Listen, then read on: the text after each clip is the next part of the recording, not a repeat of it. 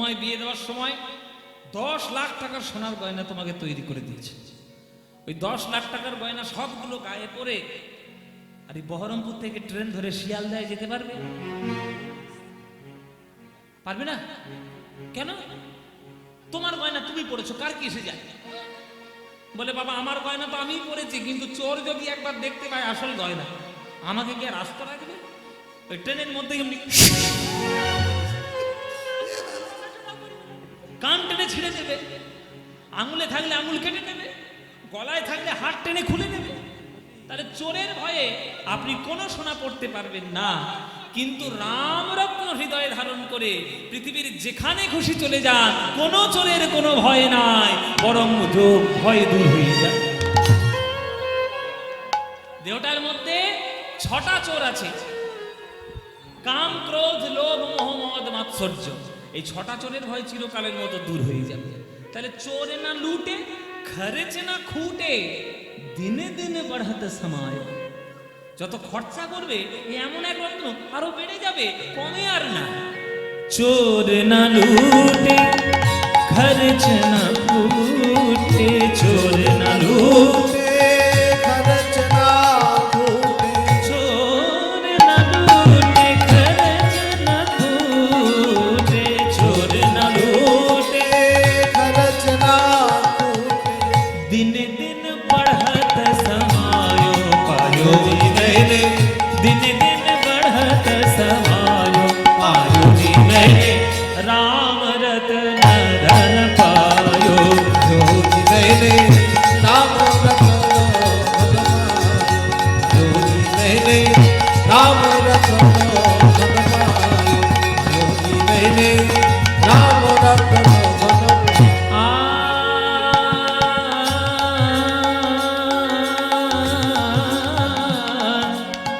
जन्म जन्म की जो पूंजी पाई, जन्म जन्म की पूंजी पाई।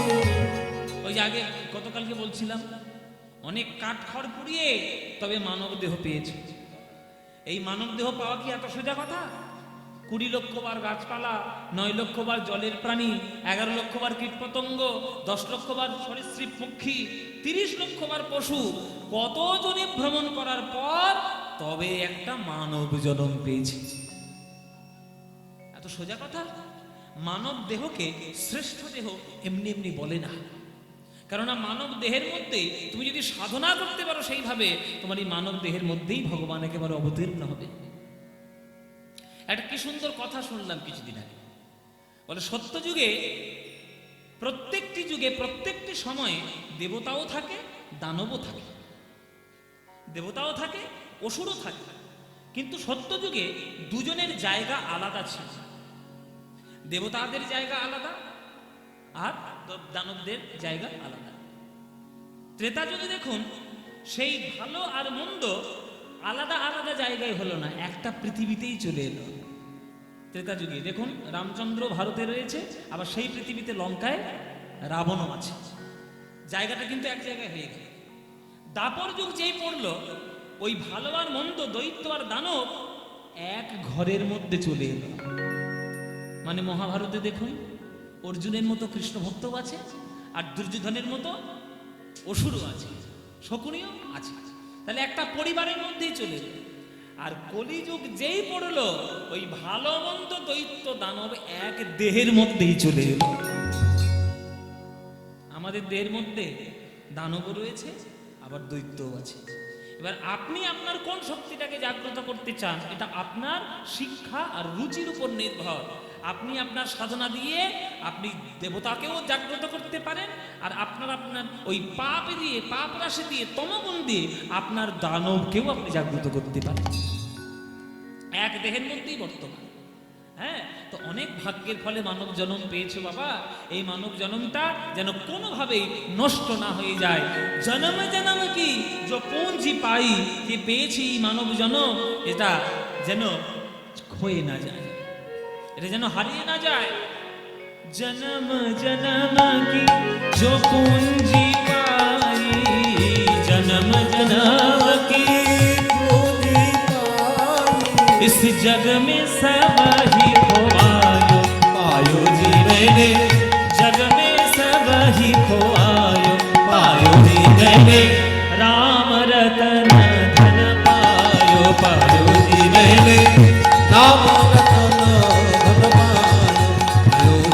मैंने नाम रत्न मैंने नाम रत्न नाम रत्न। এই ভজনটি কি লিখেছেন? আপনাদের মতোই, আপনাদের থেকে আরো উন্নত এক মহিলা, এক মা, এক ভক্ত, मीराबाई। मीरा के प्रभु गिरिधर नागर, मीरा के प्रभु गिरिधर नागर। রাজস্থানের সাধিকা মীরা ছোটবেলায় তার বাবা কোলে একটা কৃষ্ণ মূর্তি দিয়েছে, হ্যাঁ, দিয়ে বলছে এই হচ্ছে তোর আসল মানুষ, একেই ভালোবাসবি। পুতুল খেলা করতে ভালোবাসতে তো, তাই একটা কৃষ্ণের পুতুল দিয়েছে। ও মায়েরা, ওই কৃষ্ণের মূর্তিটায় তার জীবনের সার হয়ে গেল। সারা জীবন অন্য কোন রূপের দিকেই তার মন যায়নি, শুধু কৃষ্ণ কৃষ্ণ বলেই মীরাবাই পাগল হয়ে গেছে। মেরে তো গিরিধারী গোপাল, গিরিধারী গোপাল, গিরিধারী গোপাল, ব্যাস সারা জীবন ওই এক মন্ত্র জপ করতে করতে কি হলো জানো, দেহটাকে নিয়েই কৃষ্ণের অঙ্গে মিশে গেলেন। কত বড় সাধনা, কত বিরাট বড় সাধিকা। তাকে মারার জন্য কত চেষ্টা করেছে, বিষ দেওয়া হয়েছে, জেলের পুড়েছে, পাহাড় থেকে ফেলে দেওয়া হয়েছে, নানান কীর্তি, কিন্তু মীরাবাইয়ের কিচ্ছু হলো না। যার মাথায় কৃষ্ণের হাত, তার আবার কিসের চিন্তা? সেই মীরাবাইয়ের চরণে আমাদের প্রণাম। তিনি এই ভজন রচনা করেছেন। মীরা কহে প্রভু গিরিধর নাগর, मीरा कहे प्रभु गिरिधर नागर। মীরা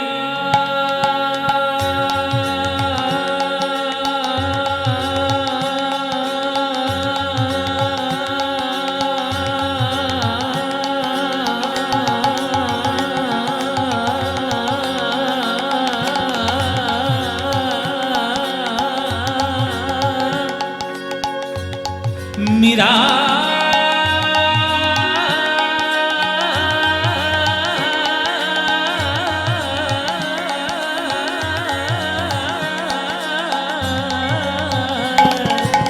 मीरा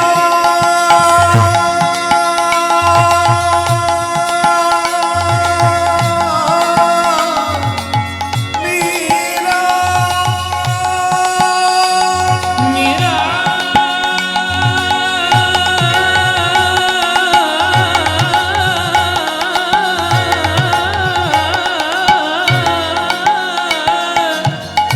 মীরা মীরা মীরা মীরা কহে প্রভু गिरिधर नागर।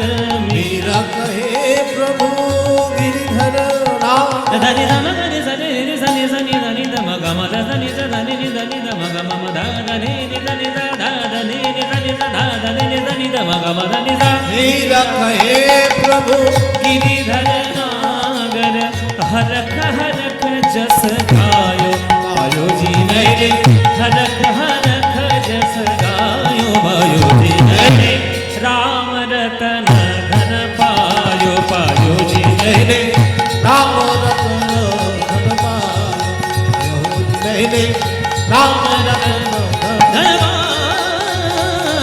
पायो, राम रतन धन पायो, राम रतन धन पायो, राम रतन धन, राम रतन धन, राम रतन धन पायो।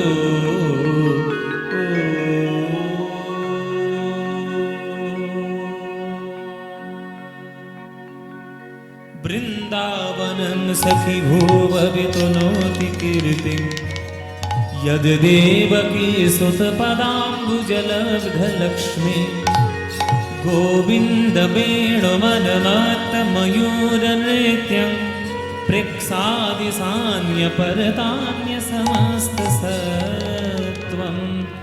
সবাই বলি বলো বল বৃন্দাবন ধাম কি, বৃন্দাবন ধাম কি, বৃন্দাবন ধাম কি, শ্রীমতী রাধা রানী কি, শ্রীমতী রাধা রানী কি, শ্রীমতী রাধা রানী কি।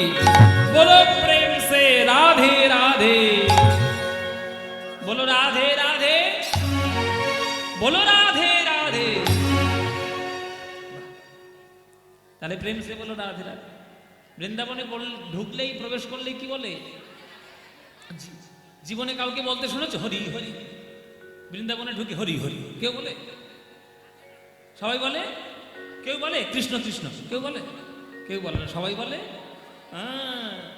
আরে কৃষ্ণ হতে পারে জগতের মালিক, কৃষ্ণ হতে পারে বিশ্ব ব্রহ্মাণ্ডের মালিক, কিন্তু কৃষ্ণের থেকেও বৃন্দাবনের মালিক কিন্তু রাধারানী।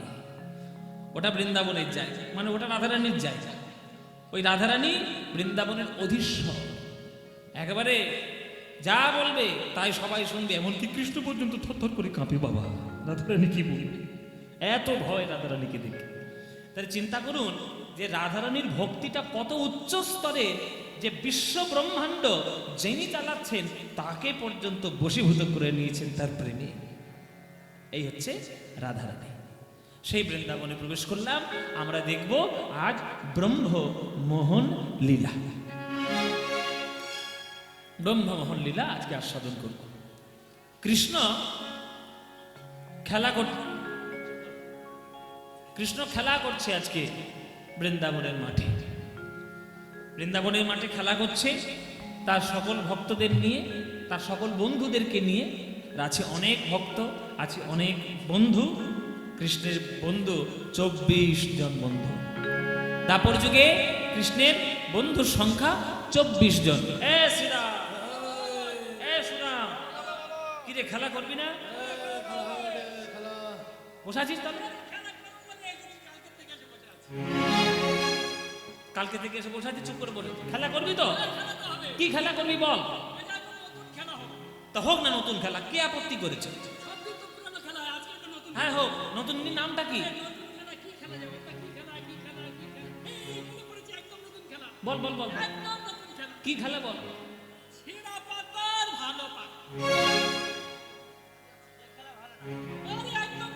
আবার কিসের খেলা? ছেঁড়া পাতা ভালো পাতা, এটা নতুন নাম। এই বাচ্চারা, এই বাচ্চাগুলো কই? এই বাচ্চারা, এই ছেঁড়া পাতা ভালো পাতা কি রে? বাচ্চাগুলো মনে মনে ভাবছে যে কেন কীর্তন শুনতে এলাম, তো কি জানি। বাবা মা বাড়িতে বকে, এখানে কীর্তন নিয়ে বকছে। হ্যাঁ, ছোটবেলায় খুব খেলেছি। ও মায়েরা, যখন বলেছে ছেঁড়া পাতা ভালো পাতা কি বুঝতে পারছি না, সুবল এসে বলছে এই এতদিন ধরে খেলা করছিস জানিস রে? ও কানাই তো ঘুরিয়ে বলেছে আসল খেলা হচ্ছে কাঁধে করা আর কাঁধে চড়া, ঠিক কি না?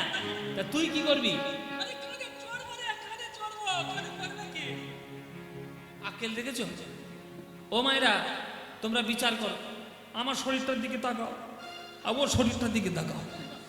ওই ধ্বংস শরীরটা নিয়ে যদি আমার কাঁধের উপর ওঠে, এই কাঁধ আর টিকবে? আরে ওকে না পানি যাবে, তার দিকে সুবল আছে, সুবলকে নেই, ও খুব হালকা।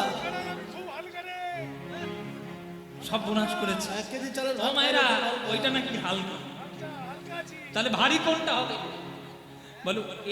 তবু কাঁধে উঠলে তো বেঁচে থাকবো, এই উঠলে মরেই যাবো, ঠিক কি না? তাহলে আসলে খেলাটা হলো মায়েরা 24 জন বন্ধু আর কৃষ্ণ বলরাম 2, তাহলে 24 দিয়ে 26টা পাতা পাড়া হবে গাছ থেকে। তার মধ্যে একটা পাতা ছেঁড়া করে দিয়ে, ওই ছিদ্র করে দিয়ে ছেড়ে দিয়ে ওই 25টা পাতার সঙ্গে গুলিয়ে দেবে। এবার সবার চোখ বেঁধে দেবে, একটা একটা করে সবাই পাতা তুলে নেবে। যার কপাল ভালো তার ভাগ্যে ভালো পাতা, আর যার ভাগ্যেই ছেঁড়া পাতা, কপাল গেল। ওই সারাক্ষণ তাকে কাঁধে করে নিয়ে চড়তে হবে। এই তুই পাতা পেয়েছিস?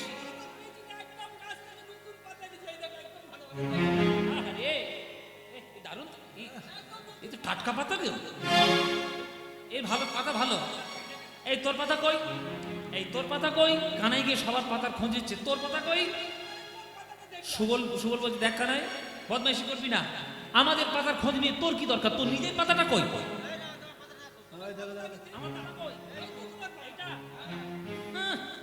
আমি হলাম রাজার ছেলে, নন্দ রাজার ছেলে আমি। আমার বাড়িতে 9 লক্ষ ধেনু, ননি দধি দুগ্ধ ঘৃত ঘোল পচে যাচ্ছে। খেয়ে খায় কে খায় না তার ঠিক নেই। হ্যাঁ, তা সুবল বলছি তো ওই সব তত্ত্ব কথা তুই আমাদেরকে শোনাচ্ছিস কেন? তোর পাতা কই? বলে শোন, এসব তত্ত্ব কথা কেন শোনাচ্ছি জানিস? আমি রাজার ছেলে হয়ে আমি সবাইকে নিয়ে খেলা করি, আমার পাতা কোনোদিন খারাপ হতে পারে? এই রে বাবা, দেখি দেখি দেখি। ও মায়েরা তোমরা দেখে নাও, আমার পাতাই সব থেকে ভালো পাতা। এই দেখো, এই হায় হায়, এই আমার ভাগ্যে ছিল। যেই ছেঁড়া পাতা পড়েছে অমনি 24 জন ছুটে এসছে, চোর চোর চোর চোর চোর চোর চোর চোর। আজকে কানের চলবো, কানের কাঁধে চলবো, কানের কাঁধে চলবো। এগুলো সব নাটক।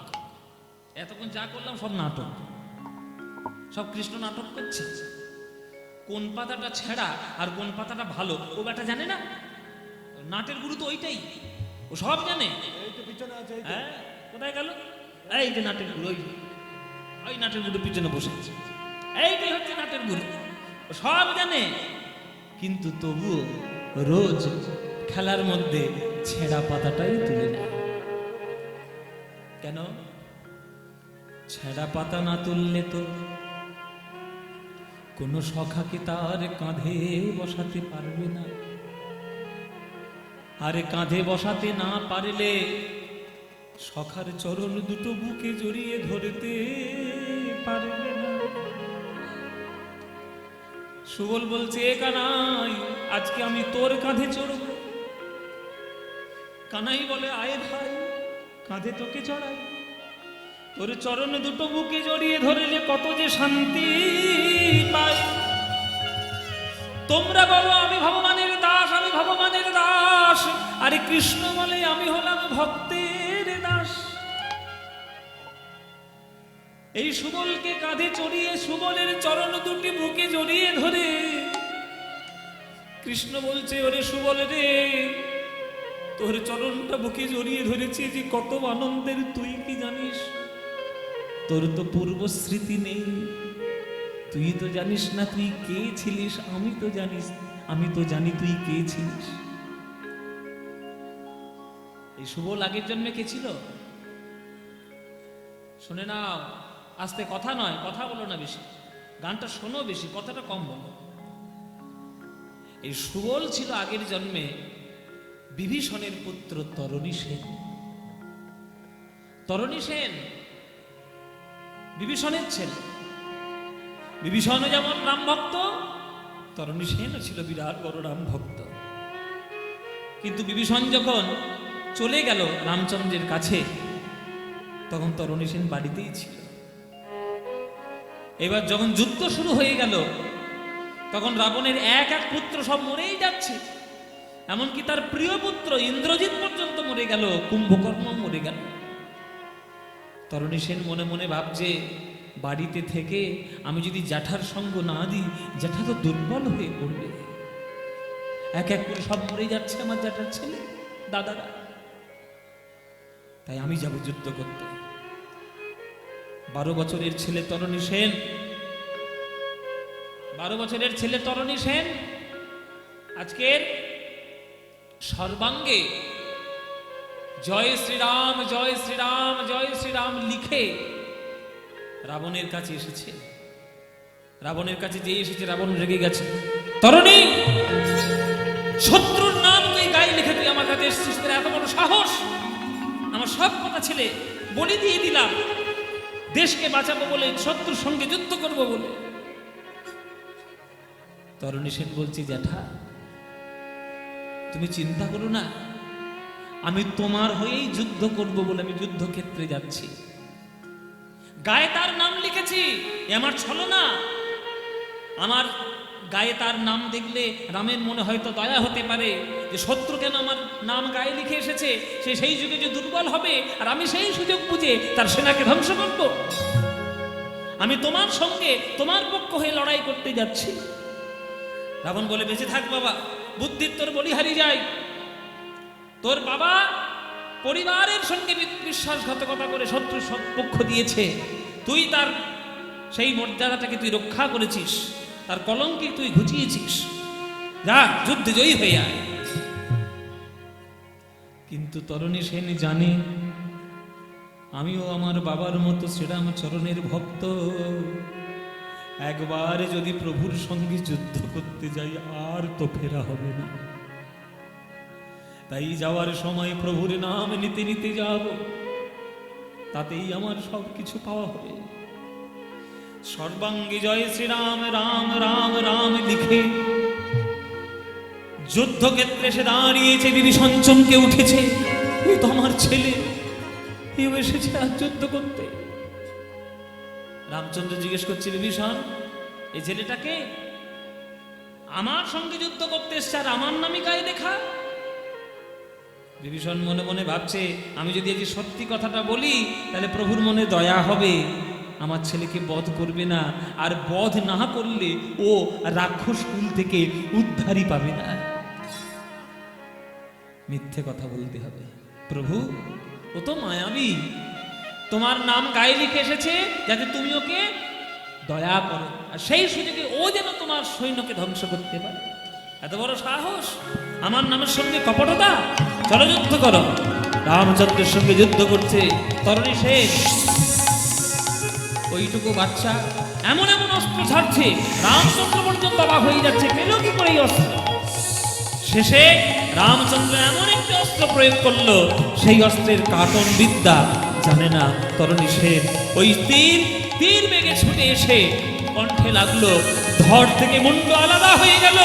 ওই মুন্ডটা গড়াতে গড়াতে গড়াতে এসে প্রভু রামের চরণে এসে পড়ল।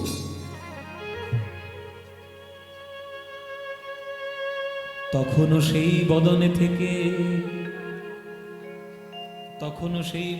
থেকে রাম রাম রাম উচ্চারণ হচ্ছে। তখন রামচন্দ্র বলছে, এখন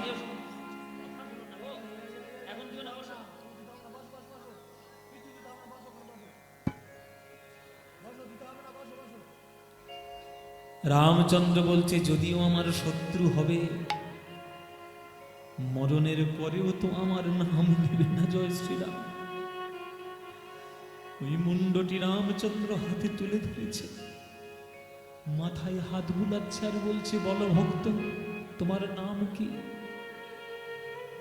এদিকে দেখছে বিভীষণ ঝরঝর করে কাঁদছে পাশে দাঁড়িয়ে। বিভীষণ তুমি সত্যি করে বলো এই ছেলেটিকে। বিভীষণ বলছে, প্রভু আমার পুত্র তরণী সেন। কি করেছ বিভীষণ? নিজের পুত্রকে তুমি আমার হাত দিয়ে বধ করাবে? প্রভু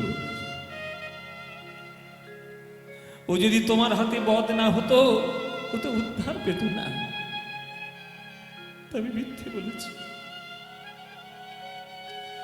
প্রভু রামচন্দ্রের নয়নে থেকে ঝরঝর বাড়ি ধারা ছুটছে, মাথায় হাত বুলাতে বুলাতে বলছে, ও ভক্ত তুমি আজ যা চাইবে আমি তোমাকে তাই দেব। বলে রে তরণী তোর কি চাই? তখন তরণী সেন বলছে, ওগো প্রভু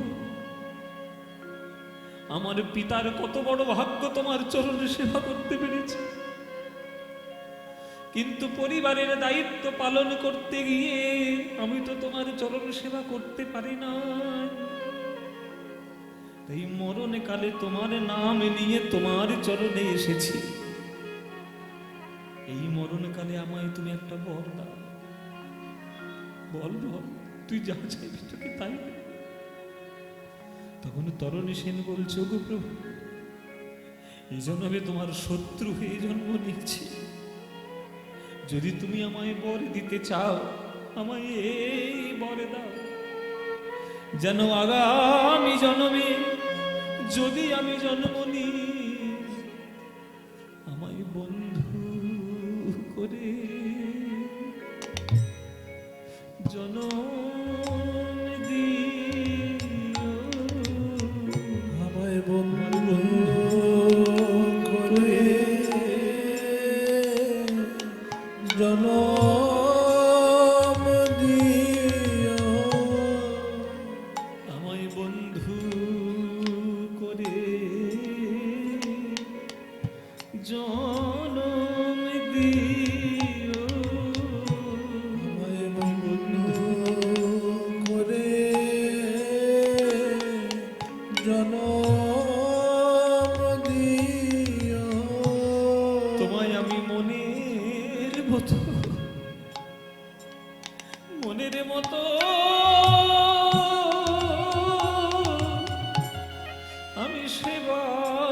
করব, আমায় বন্ধু করে জনম দিও। তোমায় মনের মতো সেবা করব, বন্ধু করে জনম দিও। আমি তোমার কাঁধে করব, তার কাঁধে চড়ব, তখন বাধা দিলে আমি শুনব না গো। গো কাঁধে তোমার কাঁধে চড়ব, তোমার কাঁধে করব, বাধা তখন বাধা দিলে শুনবো না গো। ওগো মনের মতো আমি সেবা করব, গো বাধা দিলে শুনবো না গো। আমি মনের মতো সেবা করব, ওই তোমার চরণ দুটি হিয়ায় ধরে, মনের মতো সেবা করব, চরণ দুটি আয় ধরে। আমি মনের মতো সেবা করব, ওই ধুলায় গড়াগড়ি দিলে মনের মতো সেবা করব, ধুলায় গড়াগড়ি দিয়ে। আমি মনের মতো সেবা করব, মুখে হরি হরি হরি বলে মনের মতন সেবা করব, ধুলায় গড়াগড়ি দেব, মনের মতন সেবা করব, কাঁধে করব কাঁধে চড়ব, মনের মতন সেবা করব। আমার বন্ধু করে জনম দিও।